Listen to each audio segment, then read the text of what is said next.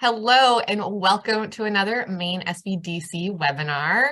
My name is Kelsey Reardon and I am with the state team hosted by the University of Southern Maine right in Portland. And today we have Maine SBDC at AVCOG business advisor Christina Ramsdell, and we're going to be going over whether or not you should raise your prices. Spoiler alert, you probably should, and that can be hard. And so we are going to help you today figure out how and why and what to do next.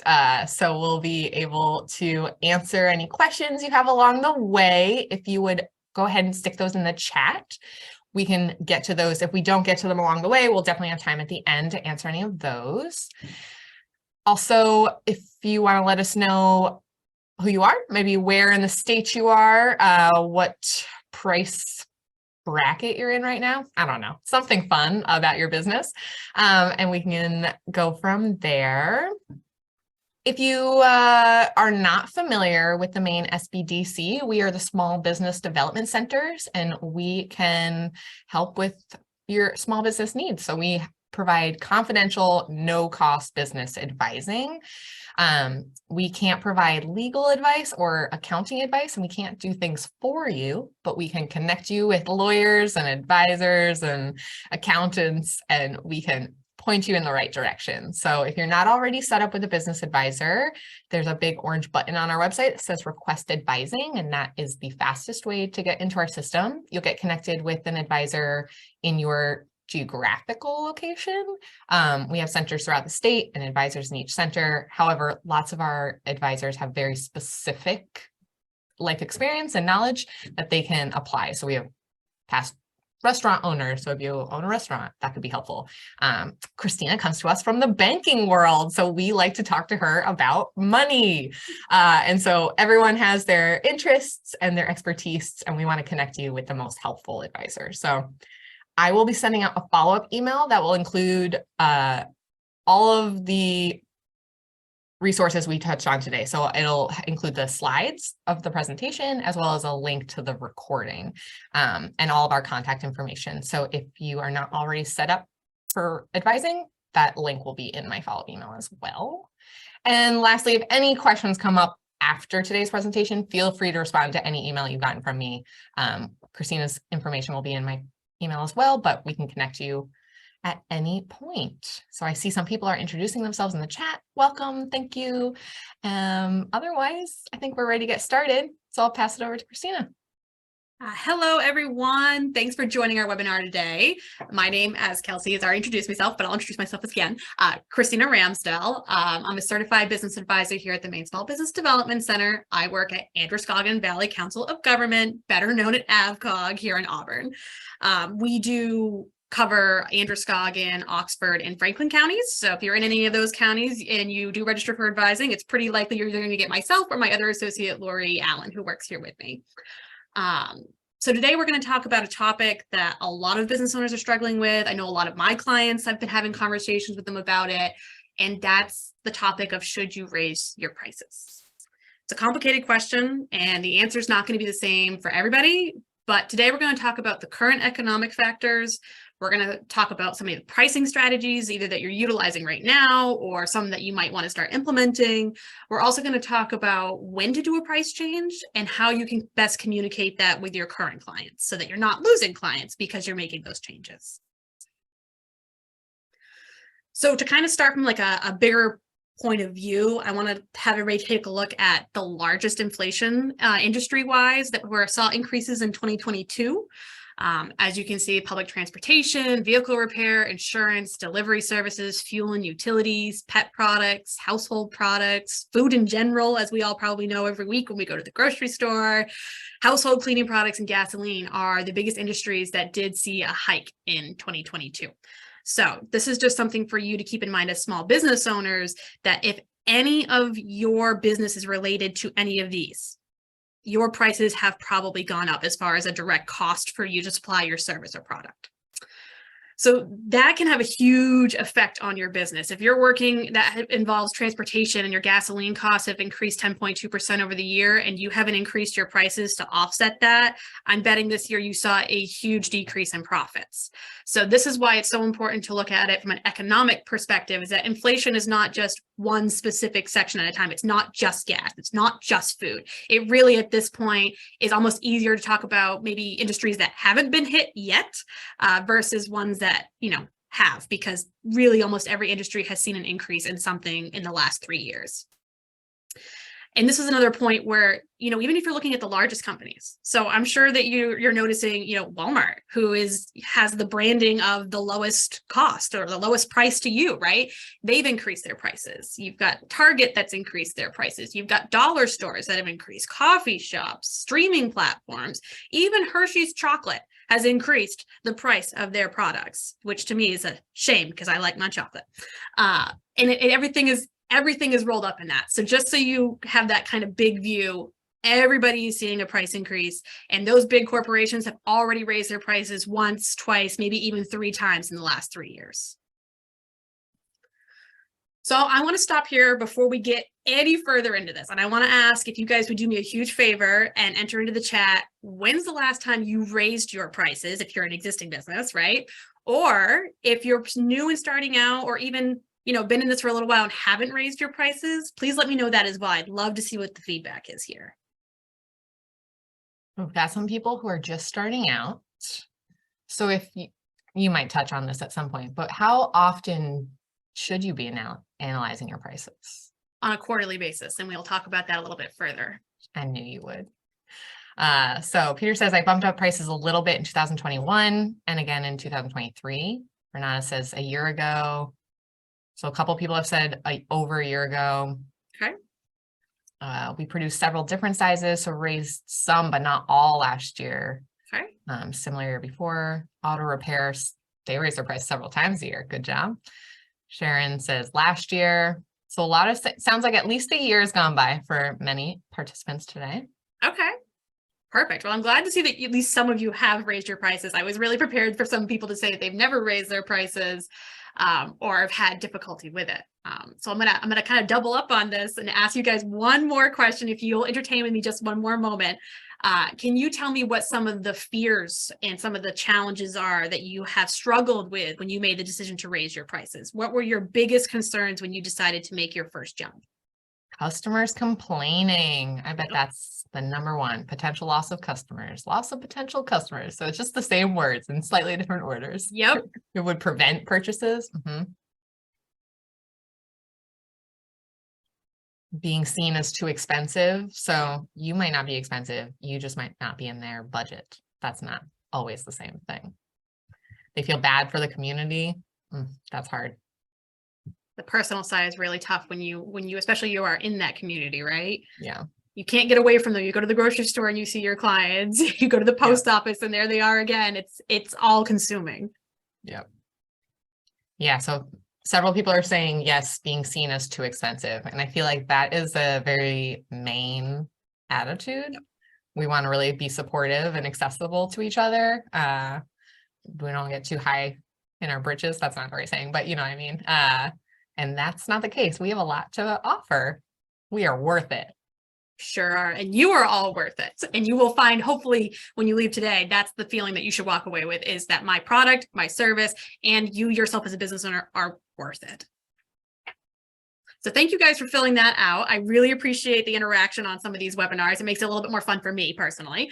And I'm just going to jump into, maybe this isn't my most fun slide, but I wanted to kind of put you guys all in the same room, right? So some of the concerns you share may have a different variety of this, but ultimately it's all fear, right? We all are terrified of losing our profit. We're terrified of losing our customers. We're terrified of our business going under.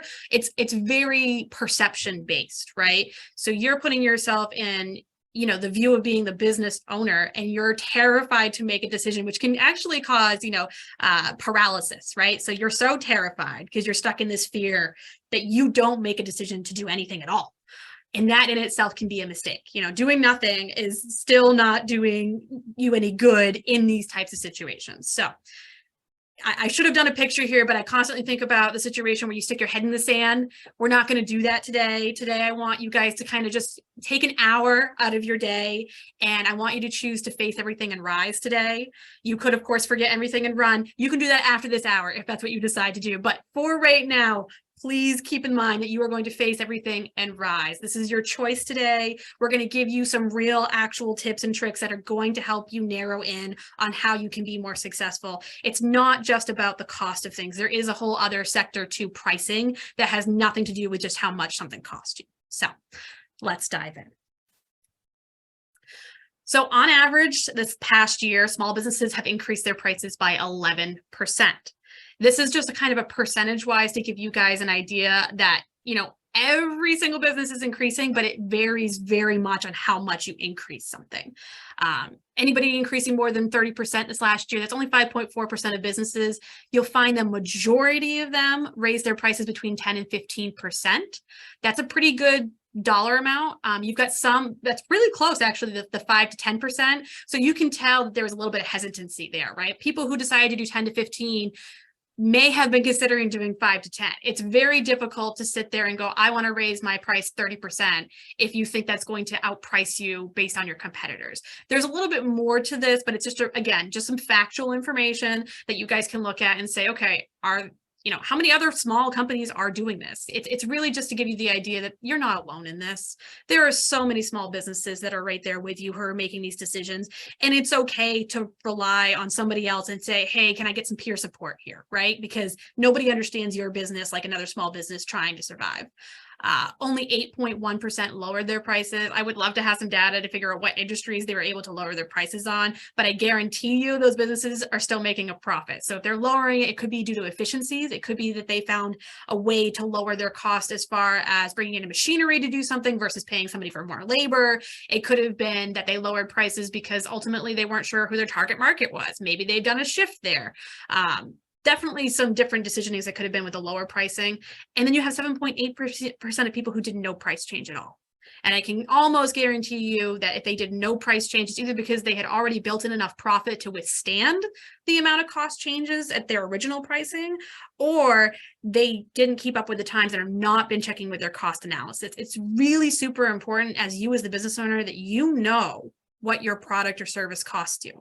And again, we'll get into a little bit more detail about that later on, but just so that you guys have, again, some just information for you as a peer group of small businesses that this is very normal and it's happening everywhere in every state and every country.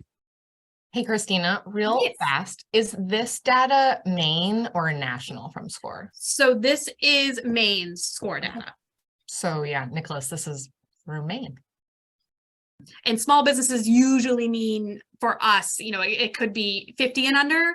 I'm not sure what SCORE's definition is. Like a micro business is 5 and under. So I couldn't tell you what their meaning by small business is, just to be upfront about that.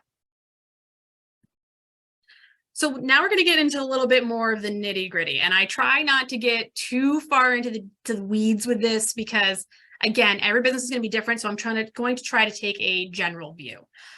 Some of this you're probably pretty familiar with, especially if you're in a product-driven environment. There's really 2 types of selling. There's retail sales, and then there's wholesale sales.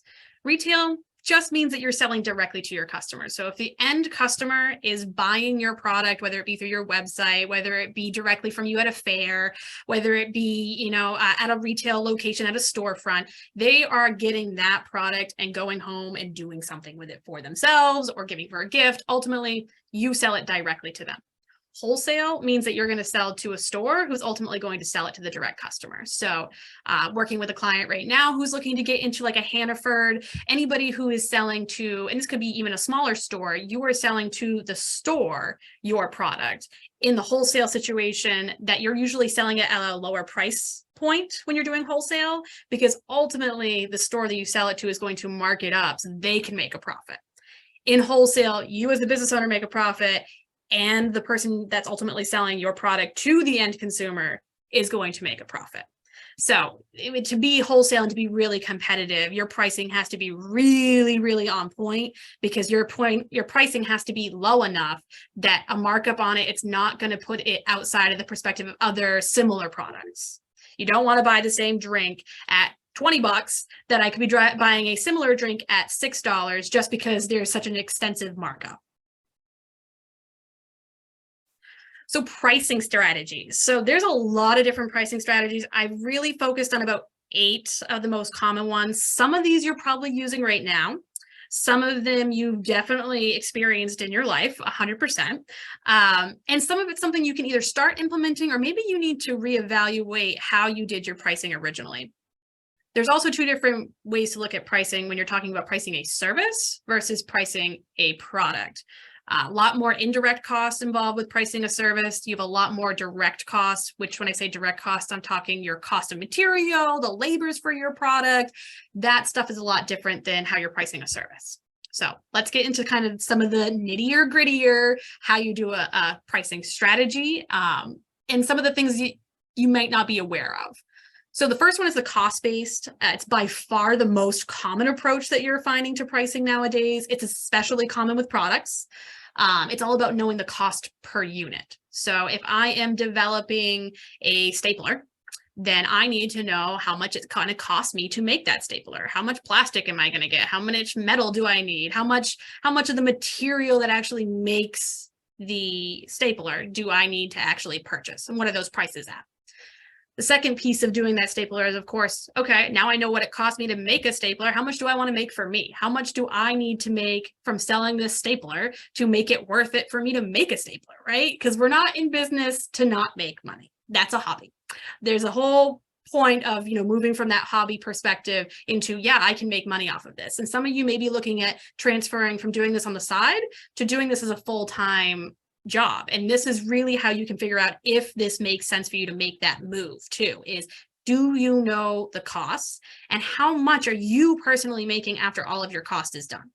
There's the direct cost and the indirect cost. So direct cost, again, materials and labor. Your indirect costs can be your rent for the location. It can be your insurance. It can be payroll for other individuals. So you needed contract labor to come out and do, fix your air conditioner, or in this case, heat. Those are things that you would have to pay for, but you're not necessarily going to need to pay for them every month, right? But you do need to factor in a repairs budget. You need to factor in gas if you're traveling. Those are all considered indirect costs to your business. And some of you may not be factoring them in, especially if you're doing a service, right? Because the service base, you have no cost of goods. There is no cost of materials. I'm providing a service to you, so I get to set the price on that. And my indirect cost may be just the general liability insurance. I may not have to pay rent because I'm living in my own home. So it depends on your unique situation. But if you're selling a product, you most definitely need to start with how much does it cost me to make that product? The second most common one that you're going to see is called a market and competition-based pricing. This is more similar for a service-based industry. So it's looking at other people in your market that are selling the same or very similar product to you. It could be a consulting firm. It could be a cleaning service. It could be coffee shops. Those are all very service-based businesses. There are some products involved in a coffee shop, but service, again, based in getting your clients to come in and being competitive with Dunkin', being competitive with, Walmart. If you're looking to sell a retail product, you really need to look at their pricing and be competitive. You do not have to be the cheapest one on the shelf. So we have a tendency to think that we want to be the cheapest one out there. The lowest dollar amount doesn't always mean that you're the lowest cost item, right? It also doesn't mean that your item is cheap, as in the verbiage of it's not worth that much. Some people have a psychological effect that if it's the lowest dollar item, that it's probably not good quality, right? There's a big assumption with that kind of perception. So don't think that if you're raising your prices in a service-based industry, that that's going to be a big issue for you, because as long as you can communicate your value of that service, then you're going to be just fine, as long as you're being competitive. The next one is market penetration. So this is what Walmart is using. This is really focusing on being the market capture of that industry, of that product, of that service. They want to have the majority of purchases for this specific thing coming through them. In order to do that, they're willing to take a lower profit per unit. So Walmart will sell an item with a $1 profit if they can sell more of them than any of their competitors can. They're looking to get more volume versus to have a higher profit per unit. This really only works if you are in a situation where there are very little competitors in what you're doing. Maybe you're first to market in something, so you get to set the price, which is a really interesting kind of concept for businesses when there is nothing to compare something to.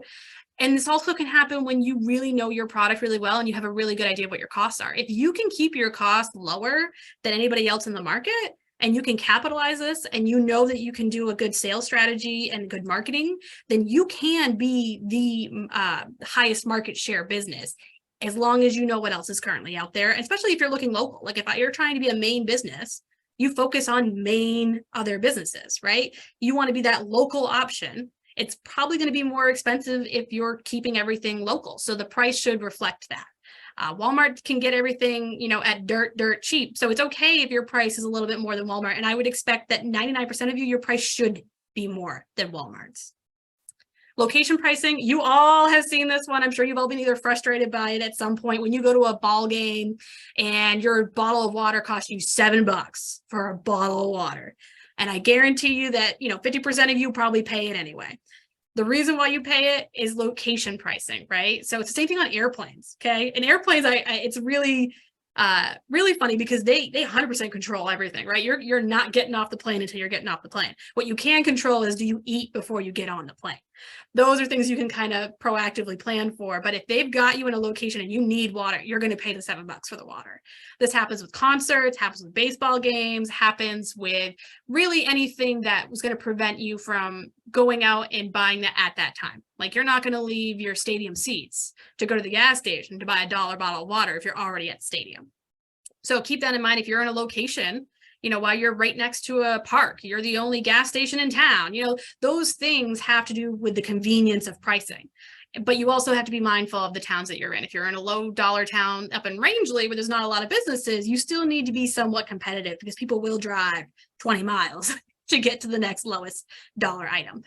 My sister used to travel for gas. She would travel up to 20 miles to get 5 cents off of gas. Do I know if that was a good business decision on her point?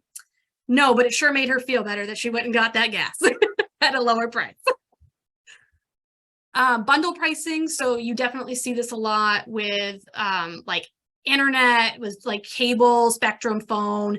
You might see it with like Hulu and Disney Plus, how they've done a bundle package for a lower price than actually just purchasing Hulu individually. A lot of companies are looking to do bundle pricing where ultimately you pay a little bit more than what you would pay for one individual item.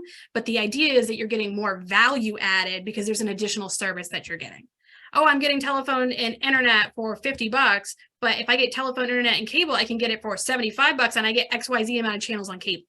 That's how they're kind of selling that to you as a product. And this happens a lot in other types of ways too. Like if you're doing toothpaste or you're doing a toothbrush, you're going to do a toothbrush, toothpaste combo bundle, right? To try to sell a little bit more of an upcharge on that particular product bundle because they're getting more for it than you would if you were going to be selling each individual item.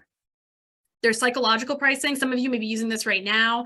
I was actually just talking to a business customer about this. It's really emotionally driven. You see those buy one, get ones. Probably when you walk into Hannaford, like I just got hit with it the other day, strawberries. I love to go buy one, get one strawberries because I find it's really expensive just to buy one packet. And then I come home with 2 boxes of strawberries and I need to use it within like 3 days. But that's something that gets people is they think they're getting a deal, which really, maybe I am getting a little bit off of that second box, but they're getting a more of a sale from me because normally I would have come in and bought one. Same thing with that 99 cents. Anybody, $1.99, just 99 cents. That's keeping it underneath the dollar amount. So in your mind, psychologically, again, you're not paying $2 for an item. You're paying $1.99 for that item. So it's, again, going back to the idea of giving you some type of deal. And then you've got perceived and prestige value pricing. You're probably familiar with this. This is like the name brand kind of things. This is Coach. This is Rolex. This is like you see somebody walking down the street and you go, oh, they've got a Michael Kors bag because you can see the little logo that they have on there. I'm not saying these are not quality products, but I'm saying a watch is a watch is a watch. It all tells time. A purse is a purse is a purse. It all carries stuff. It's all about the customer's perspective. They feel like they're getting more value by having those name brand products, because they're name brand products and everybody knows them. So they walk around and they know they're going to get attention. They know that they're going to get that luxury type feel by having that type of product. Is a Rolex a better watch? Probably. Granted, they have been doing this, for many, many years. But the concept is still the same. You could buy a $20 watch that would tell you the exact same time that a $5,000 watch at Rolex would tell you. And then you've got price lining. So different levels for different packages. So I have, this is my Honda Passport, for example. I have the Honda Passport Elite, which is the highest version of the best package that you can get. Very common with car sales. You'll see the same Honda Passport, right? But there's a Honda Passport EX, there's a Honda Passport EXL, there's a Honda Passport Touring, and then you have the Elite. So each one of them gives you a different value added service. That, some come with leather seats, some come with heated steering wheel, some comes with, a tow hitch. It really just depends on, what that thing is you're looking for, but that type of different levels of pricing can help the overall car dealer make a better sale, because they can give you those extra add-ons that the base model is not going to give you. It's the same thing with your products. If you're looking to add different levels to your product, you're going to have a baseline package, you're going to have a middle of the road package, and then you're going to have that third tier, which is where you're getting all the bells and whistles. That can be a way that you actually price your services. If you're looking to do a service related business, having a base, a middle, and a elite tier of packaging hits all your targets too. So if you're looking for somebody who's budget conscious, you're being mindful of that because you have a package for a budget conscious purchaser. You also have a higher purchase price for somebody who can afford a little bit more hands-on service from you. So that's 8 different pricing models. There's probably a bunch more, and you can use these in conjunction. They're not something you have to use independently. You can use the psychological 99-cent purchase price along with your cost target price, right? You just have to be mindful about who you are giving that product to, who you are selling that service to. So when I talk about pricing with my clients, there's really 3 different things that you can be really knowledgeable about that can help you set your pricing strategy and help you succeed in communicating it with your customers. Part of it has to do with an actual, cost analysis, the math, right? The part that probably all of you are cringing at me right now behind your screens about, don't want to do the math. I get it. I 100% get it. And guess what? We can totally help with that. So if that is a struggle for you to even look at to get started, reach out to an SBDC advisor now. We will help you get started with the numbers, but that is your first step. You have to know your cost, indirect and direct. You need to know what you're paying monthly in order to run your business. Then you have to know your target market. We're going to get into the target market. I love to talk target market because one of you on here is probably going to say, everybody is my target market. I'm going to tell you right now, if you're thinking that, you're wrong. And we can talk more about that one-on-one if you disagree. And then it's about communicating your value. How good are you at communicating what your product and service does and how it's going to actually solve a problem or help your client? So let's talk about the math real quick. Again, I kept this very brief. We definitely have also other videos that we've done in the past that really dive deep into this numbers, right? And I'd be happy to send you that directly. But really, these are the 5 steps. There's 5 steps if you're in wholesale. There's 4 steps if you're really doing any other type of product. Step 1, materials and labor. Talk about your direct costs. What's it cost to make this actual product? Your overhead cost, everything else. Literally everything else goes in that kind of that overhead cost bucket. Step 3 is the more fun part. Okay, what do you want? What do you as the owner want to get at the end of the month, for whether you call it a salary, whether you call it a profit for the business? Ultimately, this is the money that's supposed to go for you so that you can afford a vacation, hopefully, at some time in the near future. That step 4, so a lot of people forget taxes, right? Because you get really excited. You got a really good sale, but you forget that at the end of the year, you've got to pay taxes and on that profit. You only pay taxes on the profit, not on your total annual sales. What you actually profited is what's going to get taxed. We state that you probably should estimate that 25 to 30% should be put into a side account, a savings account, wherever you want to put it, just so that you can pay those taxes for the profits you have at the end of the year. It's all going to depend on what your deductions are, and a lot more into that piece of things, which is, it goes into the taxes that we don't get into a whole lot at the SBDC. If you're concerned at all, talks to an accountant. They can definitely tell you what your estimated taxes might be or what your deductions might be that you're not even sure of right now. Step 5, if you're going to be in wholesale, you need to keep your price pretty low so it's, attractive to a wholesaler. And then the wholesaler needs to be able to price up on top of what you're charging them. So keep in mind that if you want to do wholesale, you've got to leave a little wiggle room in order for them to actually sell your product for you. Target market. So this is my favorite and probably the most important, quite honestly, to you doing a pricing strategy. You need to know who you are selling your product or service to. Who is that person who is going to buy my product? So I want you to look, if you're been in business, look at your historical customers. What do you know about them? Who are your repeat customers? What are the trends, right? So what age group are they typically in? Are they male or female? Do you find that these people are outgoing? Maybe they're very active. Maybe they're homebodies. Maybe, they like to go shopping in malls. It really is just dependent on your product. Maybe they're people who are out barbecuing all the time because you're doing a barbecue dry rub, right? So where do you find those people? Where are they going? Get into that mindset as if you were a customer. If I was my ideal customer, where are the places that I would hang out? Who are the people I would be with? Because that's who you market to. That's how you spend your time. There is an 80-20 rule that maybe some of you have heard of. Typically, the idea is that you get 80% of your sales off your top 20% of customers. So you're more likely to get a repeat sale from somebody who's already bought from you than you are to go out and collect a new customer. So those are some things you need to be keeping in mind as you're selling your product. It's not just about your pricing. It's who am I targeting to and am I in the right markets? Because if you are marketing to everybody, you are stretching yourself too thin and you're not giving your product or service the ability for it to actually grow organically with the right people. You'll have much more success if you narrow in your marketing to the people who you know are going to buy your product.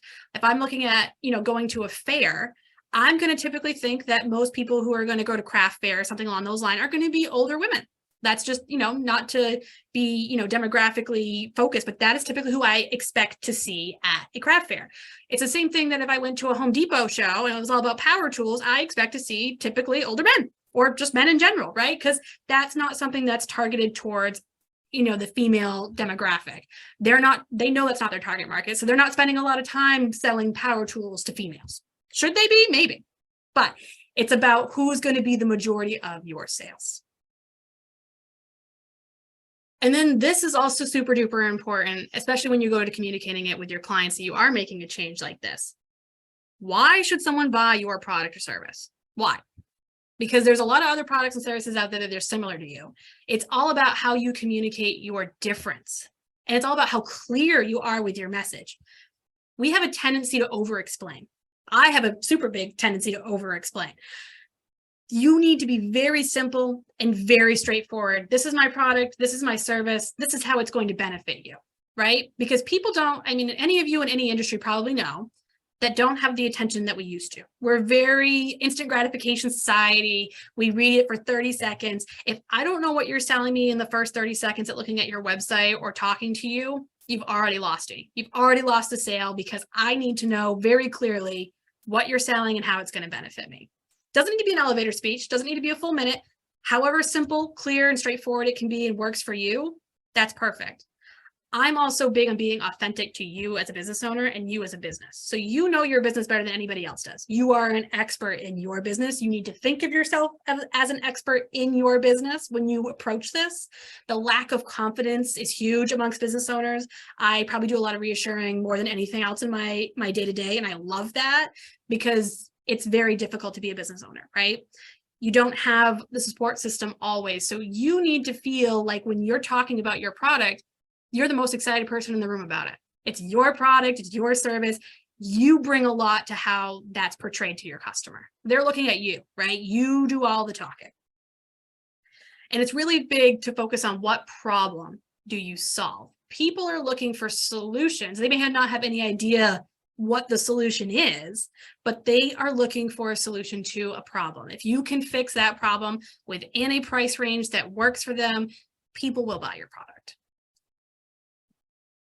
So here's a quick self-check, right? And this is not an exhaustive list. I could put probably 20 questions on here. It's a little much for a webinar on whether or not you should raise your prices. But here's some common ones, right? So are your profits low and your costs getting higher? If you're looking at this and your profits dwindling and dwindling and dwindling because your costs are more significant, you haven't made any changes, you probably should raise your prices. You haven't raised your prices in a while. What's a while? I would say if you haven't raised your prices in the last 6 months to a year, you definitely should be looking at it. If you did it last year, you probably should be looking to do it again this year, to be quite honest. You just need to be mindful about where you're looking at the price change, especially if you're doing multiple products, right? Because it's okay that there's different profit margins on each product, but you do need to make sure that overall, that if you're going to be selling a product for less margin, that's not your most popular your product. You want your most sellable product to be your highest profit product, ideally, to give you some of that wiggle room so you can spend a little less on some of these other products that you might be bringing, in a new product addition. Are you closing over 80% of your deals? If people are buying from you and nobody is saying no, you should raise your prices. Because at the end of the day, yes, it's great to have over 80% of your deals, but there's a reason why you have 80% of your deals closing. And it's probably because you're undervaluing your products and services. And that happens with almost every startup. You always undervalue your time and you undervalue what the value is for your product and service because you're new to the game and you have to it takes time to build that confidence in what you're producing. Has the value of your service increased? So have you learned something? Have you become an expert? Have you gotten an additional certification? Have you proven via historical data that what you're providing works? Is there something that bolsters that view that you can rest your head on saying, yeah, the value of my service has increased. I know way more. I'm providing way more to my clients than I was previously. Yeah, you should think about raising your prices. And has the demand grown for your services? Are you seeing more people needing you now more than ever? If this is probably the easiest one. Okay, I have a demand for my clients. This is great. I know my product is selling. There's also that hesitation. Okay, I've got a really great product. I'm doing really great in sales. As soon as I raise my prices, I'm going to lose them. No, you're not going to lose them because we're going to tell you how to communicate it in a way that's going to continue that loyalty that you've already built. But that demand, I want more of your product. I need more of a product. You're getting more word out. Maybe you're going and doing multiple states now and selling, or maybe you're exporting. The need is more in a different country than it was here in the US. You need to be mindful about that. And if you're also selling, if you're doing some exporting, you don't have to do the same pricing. You don't have to have the same price here in the US for your product as you would have in Australia or Canada or Europe. Those can all be different prices because, again, your cost to ship to those areas need to be factored in when you're going to be doing that. And if you're not making money off of those shipping, it might be something you need to reevaluate whether that's the right product, right service, right exporting service for you. So just some quick questions, some quick little ways for you to verify, okay, yeah, I probably should make the leap. All right. This is step one. You should raise your prices. And again, it's very unique to your situation, but probably 85% of you do need to raise your prices on this call. Okay. So how much? How much am I supposed to raise my prices without freaking everybody out? Right? Like, whew, that's a scary thought process. So it gets a bit tricky because, again, really unique to you as the individual. Here's some common sense stuff, right? If your costs have increased by 25% and you decide to only raise your prices by 10%, you are still not making money, even though you've raised your prices. So be thinking about this. This is where it's not like you can't just do a gut instinct. You can't be like, I think I need to raise it 10%. This is where you need to know the dollar amount that you are spending so you can make the appropriate increase. Going back to that previous set, we said, they're doing between 10 and 15%. That's what we had most recently. But you did see between 5 and 10%. That was almost 20% that was doing that much of an increase. I do recommend starting small, but 5% for an item that's $500 is way different than 5% that's a dollar item. It's just about what your actual product and service is. You need to be mindful about the price associated with it. And you could have this could be a difficult conversation. This is where the difficult stuff happens, where you figure out what the cost is and then what it would actually cost you to sell it and make a profit off of it may not make it competitive with the market. And that may mean that this is something that you want to bring to market. It may be something that you need to talk about as far as whether or not this is a legitimate business, because in the long run, that cost and how much you make out of it, you need to be reevaluating that on a quarterly basis to make sure it's working for you. Now, should you raise your prices on a quarterly basis? I wouldn't recommend it unless there is no other way and your costs truly have gone up that much each quarter. But you do need to be aware of, am I losing profit month over month, quarter over quarter, 6 months in? Because you don't want to be a year in and have a year's worth of losses and not know about it until the end of the year.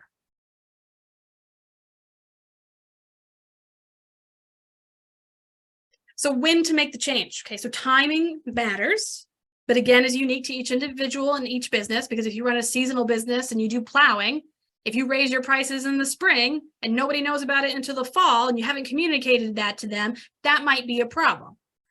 But if you're talking about a seasonal change, there's a lot of businesses that will do a change from winter to spring in their pricing. So you can do that, spring to fall, fall to winter. It's a little bit harder to do the fall to winter situation because you are going against the holiday time, right? So be mindful about that timing. If you're going to be doing it in December, you might be a winter-based business, right? So that makes a little bit more sense. But a seasonal change, it's not bad to add that in with your price changing.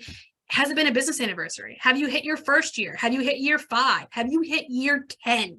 Those should be not only celebrated, but also give you a chance to review. Okay, I haven't increased my prices in 2 years, or maybe I haven't increased my prices in 5 years. We have some really big changes that we need to be making.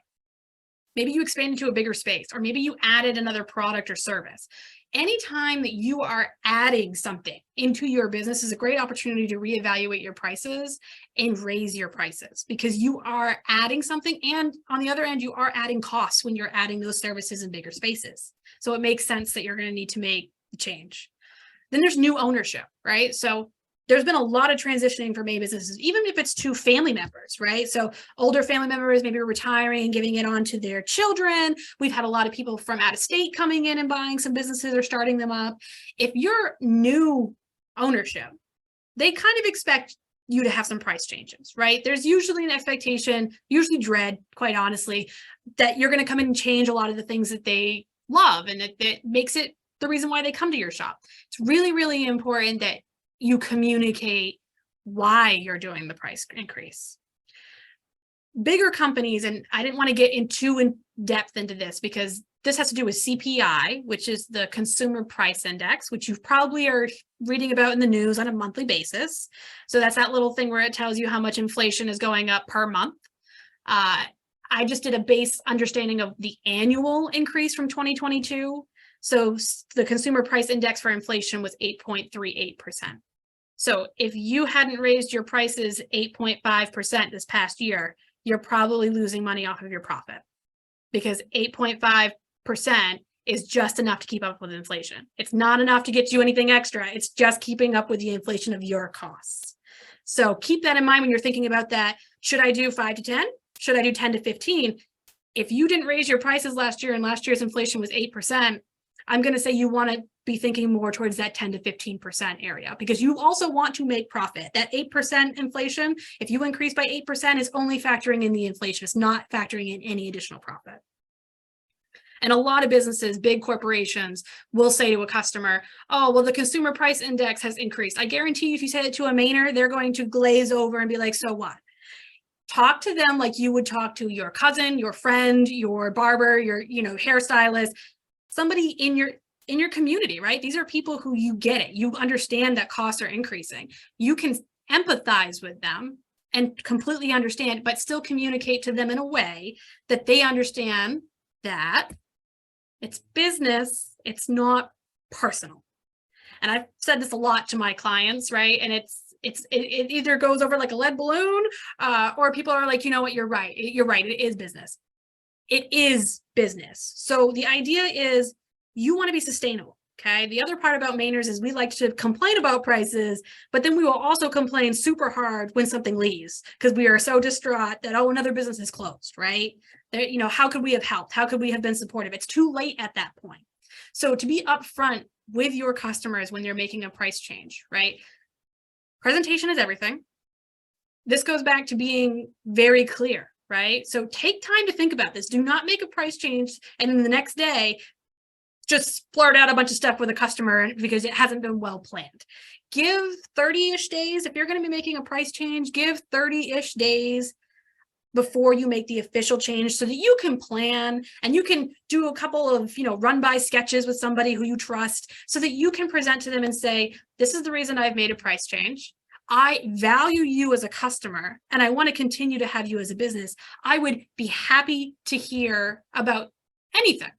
I'm not saying you have to listen to their whole story because I'm sure you'll get that too. But you do want to be open and honest with your customers. You want to be very transparent. I'm going to be doing a price increase, and this is the reason why.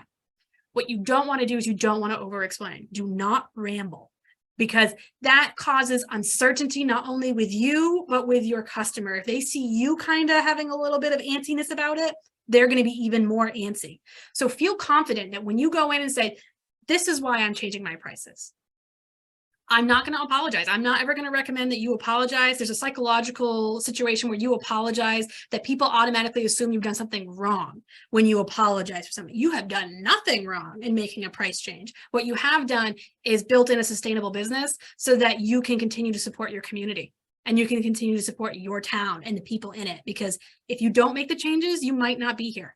And that's going to have a whole other negative effect on your clients. And sometimes in the smaller communities, I'm from Machias, Maine, so I know a small community. Sometimes if you are just straightforward like that and say, I want to be here for 5 years, I want to employ your grandkids to be waitresses here someday. In order for me to make that happen, I need to do this now. I'm not saying it has to be like this forever, but I am saying today, in order to survive in the economy that we have, this is the choice that I have to make. And you need to retain your price sensitive customers. So if you know there's 2, 3, 4 people who are going to give you the worst time in the world because you've made this decision, right?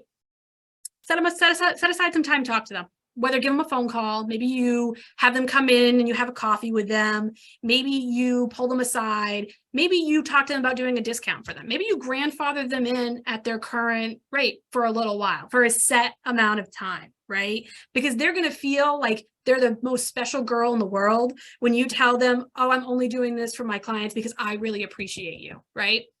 The appreciation of your customer is going to go very, very far because they're not hearing that from any other place that they're going, that their business is actually contributing to keeping you, your employees, and everybody in the community happy. So talk about doing a discount. Maybe you do a bundle. Maybe they've been doing the same product for years and now you have to raise your price on it, but maybe they want something extra. Maybe there's been something else they've been eyeing that you've been doing that they haven't said anything about that you could bundle in and give away without it being a ridiculous cost to you to do so. And then the whole give them a heads up. Depends on how close you are with them, but try to be upfront and give them at least that 30 days notice saying, hey, this is going to be a change, especially if they're like somebody seasonal, they go away for the winter time to Florida, they come back, right? You do not want to price shock anybody when they expect to come in, but a newsletter, a quick check-in, a Facebook post, a social media video, something that allows them to see you as the owner. Because they trust you, right? You've built trust with this customer already. So it's time to use it. It's time to use that trust that you've spent years building with them to understand that this is something you had to make for a necessary decision. You didn't do it for profit. You're not doing it because you're greedy. You're not doing it because you're looking to make $1 million and have them not have housing. You're not doing this for bad reasons. You're doing it for your community. And if you can communicate that really clearly, really straightforward to your customers, I guarantee you will have them understand and appreciate you right back. You might lose some. You have to take that risk. There is a risk that you will lose some. Think about the people you would gain if you can communicate clearly to them how important they are to you. Word of mouth is still huge in Maine. So if you can communicate that to your clients and then they go out and talk to somebody else in the town that says, oh, I heard someone's had to raise their prices, but you know what? They took me aside and had a really good conversation with me. Do you know what kind of feeling you have just, pushed out into your community that you took the time to talk to that client and they spread the word for you? They prepared other people for your raised prices, giving you one last customer you have to explain that to and have a hard conversation with. But keep it simple, keep it straightforward. Don't apologize, don't over explain, and try, if it's a community base and you want to be straightforward, I'm doing this for my community. I'm doing this for all of us to have this service in this town for longer than next year. And I guarantee you'll be surprised by the responses you get from it. And if you are still not sure, right, I have thrown quite a bit, and I've also kept it very high level. If you're still not sure and you want to talk about your specific situation, right, because again, everybody's very specific and has different situations, call one of these fantastic people. Look at these happy faces and tell me you don't want to call one of them up and talk to them. They are absolutely fantastic, and they will walk you through the process. They're going to help you do the templates. They're going to help you do the financial projections. They're going to help you figure out your marketing and target market. We are here to help you succeed, and we want you to know that. And I want you to walk away today feeling like you have somebody on your team that you can call when you have no idea what you're doing, because you all have to start somewhere. And lastly, I just want to thank you guys all again for coming to today's webinar. It's not my most favorite thing to do. I'm going to be 100% honest about that. It makes me a little nervous to be on the camera, but I do hope that you took something away from today. I hope you feel encouraged. I hope you understand that you have resources available. And this is my personal contact. If you would like to deal with me directly, I would be happy to have any of you as clients and help you kind of work through this problem solution. Awesome. Well, thank you, Christina. Like I said beforehand, it's hard to tell that you're nervous before these because they are always fantastic. And I think this was great. I hope everyone else feels the same way. We did get a couple of questions along the way. So if anybody else has questions, stick them in the chat. We'll go through and we have a few more minutes. So first off, Pam was asking, and they said this is off topic, but I don't think it's off topic. I think it's very, very appropriate. Basically, in terms of shipping, if a lot of people want free shipping now, it's like a psychology thing. But if you're going to include shipping in your cost, so you're offering free shipping, but you're really including it in the cost. Yep. What do you calculate? So they're saying, like, do we raise the price to cover shipping all the way to California? Like, is it in Maine? How would you determine the cost of shipping? So I think it's taking an average, right? So like you've got, your highest shipping cost probably is going to be to California if you're doing it domestic, right? And then your lowest one's obviously going to be in Maine. What you want to do when you're talking about pricing, right, is taking the average of those expenses, because you're going to have some that are way more expensive than others. But if you are doing the same consistent pricing, you've built that in, right? So even though you are doing free shipping and you're charging it it's the state of Maine, right? I'm doing a shipment to the next town over. I'm going to charge more than it actually cost me to ship that product to Maine, because I'm offsetting the cost of when I have to ship to California. So it's all about averaging that. So if it cost me $15 to do to California and it cost me $5 to do Maine, it probably doesn't cost that, but just for generic versions, you want to make sure that you're adding $10 into your cost on every single unit that you are going to be shipping out, so that you're factoring in that cost, not on an individual basis, right? So it's not individually focused. It's in average of the month. How many customers do this? How often am I shipping? Where can I meet in the middle? So that long-term, the cost to ship to California are covered because you've already built it in to everywhere. As part of your pricing, no matter where they're buying it from. Great, thank you. It seems like several people struggle with that. And by several, I mean probably everyone, whether or not they're saying it, but a couple people said that was helpful. So in terms of like alerting customers to a price increase, another Peter says they do email blasts to customers. Is that a good platform to communicate that? So I think it depends on your industry, right? It depends if they're very responsive via email and that's your primary communication. I am always a one-on-one person. I like to do things in person. I feel like there's definitely a personal feeling in that when you're able, right? Because you're not always able to go to every single client in person. So if email is the most convenient, 100%, but don't leave it at an email. Do a follow-up phone call. If you haven't gotten any type of response from them, right? Do them a courtesy phone call and just say, hey, I wanted to make sure you got my email, even if you're just leaving a voicemail. I just wanted to make sure you got my email. It was really important because there was an update on pricing. I just wanted to make sure you were aware. And if they don't call you back, at the very minimum, you can say, I've emailed them and I've done a personal phone call to you to give you a heads up this is going to be a change. The more personalized you can be to that individual customer, the more likely you are to retain them. That makes sense. And some people are saying that that's exactly what they do. So there are options. Couple other questions. Sharon was saying they're trying to imagine what industries would need a 30-day lead on price increases right now. Do you know, like? So I'm thinking like hairstylists, like, yes, you can make an immediate change, but anything you've got a long-term relationship with, right? People are coming in expecting a service. I expect my coloring service to be the same every 6 weeks that I go. I expect it to be the same. If I walk in and do my coloring service 6 weeks later because I have a regular scheduled appointment and there's a price increase and I've had no idea and I just get to the end of it, I'm going to be a little shocked, right? So giving me a heads up by 30 days or maybe at that 6-week beginning appointment, just so you know, there's going to be a price increase that I'm implementing on April 1st, which is going to be before your next appointment. Just wanted to make sure you're aware of it. I'm thinking more of your service-based industries would really benefit from a 30-day heads up situation.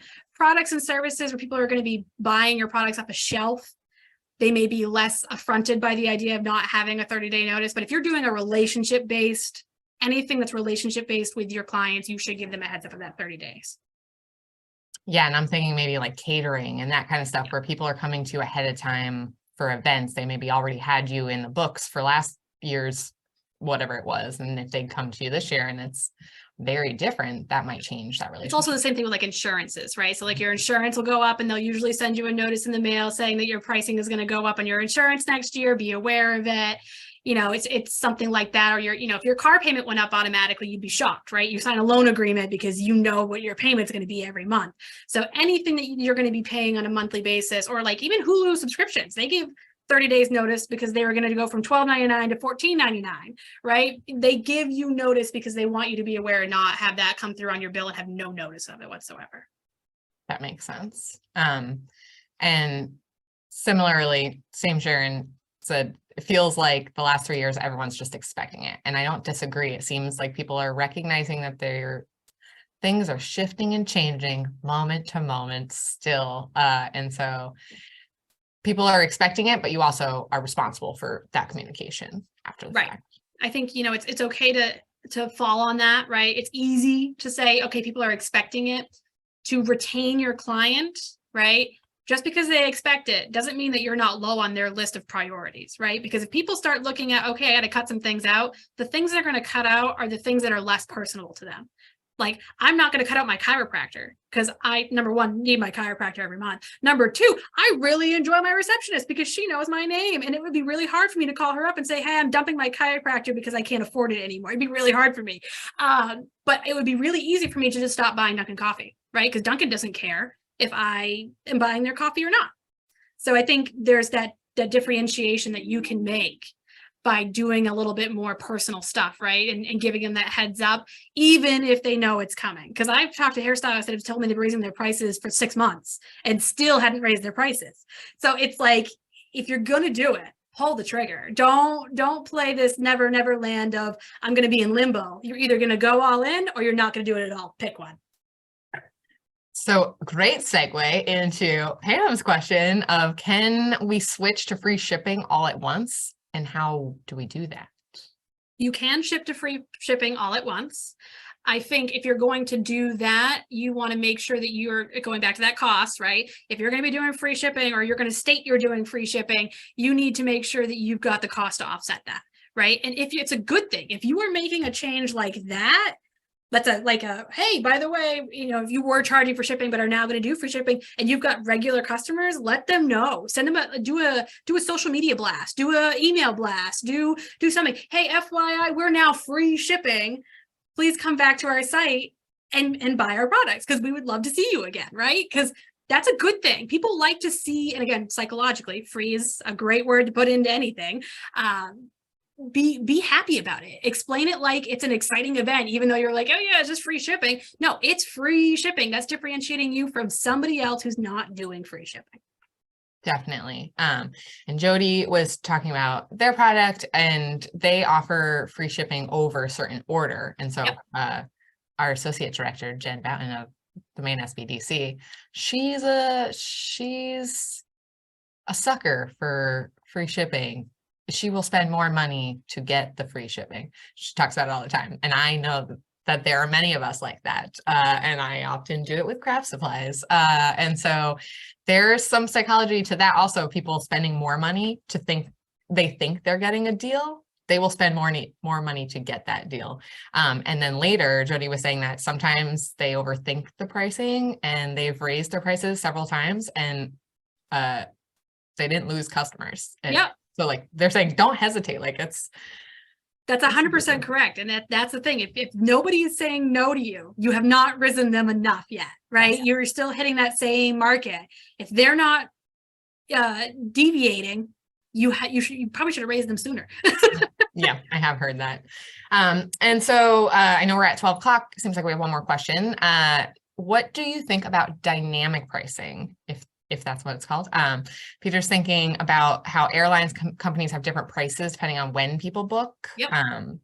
They're in the tourist industry. So I was just going to ask if they were in that industry. If you're in that industry, I highly recommend that you follow that same type of pricing model because you are going to see more benefits from that, right? It makes more sense for you to charge more if you're a hotel at Memorial Day. Right? Okay. Memorial Day, all the prices in a hotel skyrocket, especially if you're talking that Friday, Saturday, Sunday, right? But the way you offset that is, your Monday through Thursday pricing is a little bit lower than that weekend rate. So, you are still being budget conscious to those people. They're going to take a vacation. They're just going to take it Monday, Tuesday, Wednesday and do the lower hotel prices versus the people who are coming for spring break or, whatever for a vacation are willing to spend a little bit more money on a hotel or Airbnb in those things. And everybody's a little bit different because if you're up at, if you've got clients in or people in Rangeley or the mountain area, right? Maybe winter is, the time that you raise your prices, right after or during the holiday season, Christmas is always a big season. You've got the New Year's. A lot of people do something changes after New Year. A lot of changes with their pricing happens after that New Year. And especially even when you're doing skiing, right? Those are all very seasonal packages and you'll see increases depending on when you buy those tickets. So totally a fan of dynamic pricing if it's in the right industry and you can communicate the value. Why is it costing me more for the same room? Well, because it's a higher demand quite frequently. That makes a lot of sense. And then one more question, which I think may have actually been asked earlier, so I apologize for missing it. But what if your competitors are not increasing their prices? So someone mentioned earlier their competitors all increased their prices, so they did also, and It worked. But if no one else is doing it, then what? They're in Renata's in the farming business. So okay. So, and I think farming is also one of those businesses that some business owners don't treat it like a business, right? Because it's usually something you kind of grow up with, and there's usually not a ton of profit depending on, of course, what you're doing. I think it's okay to be first, right? Because there's got to be someone who's first to do it. But I can guarantee you they're all looking at each other. You're all sitting there looking at each other on different sides of the table, waiting for the first person to do it, because then they can constantly say, well, I'm cheaper than this person.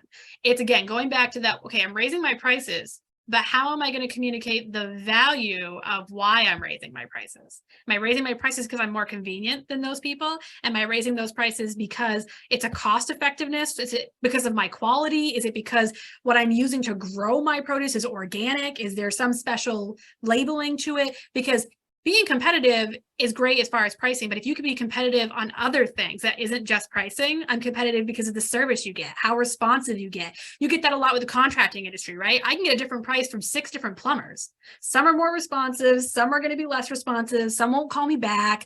There's just that. It's all about how you communicate what's making you different and why you're doing that price increase. Is it a harder vegetable to get? Is it harder to grow? Is it, a number of different factors that involve in it, but it's okay to be the first one. Don't be scared to pull the trigger. Just don't make it super significant, right? If you're worried about the competition, a small price increase with your loyal customers is not going to make them change their mind. That makes a lot of sense. It made me think of my sister-in-law down in North Carolina who has her own farm business. And my niece has a very severe soy allergy. So all of their animals are soy-free. And so she is able to sell soy-free chicken to many people who have soy allergies outside of their family. But that value is, you can't put a price on that kind of stuff. So think about how are you helping and really lean into it. Well, I don't see any other questions, but if anything comes up later, like I said, feel free to respond to any email you get from me. My follow-up email will also include Christina's contact, so you can reach out directly.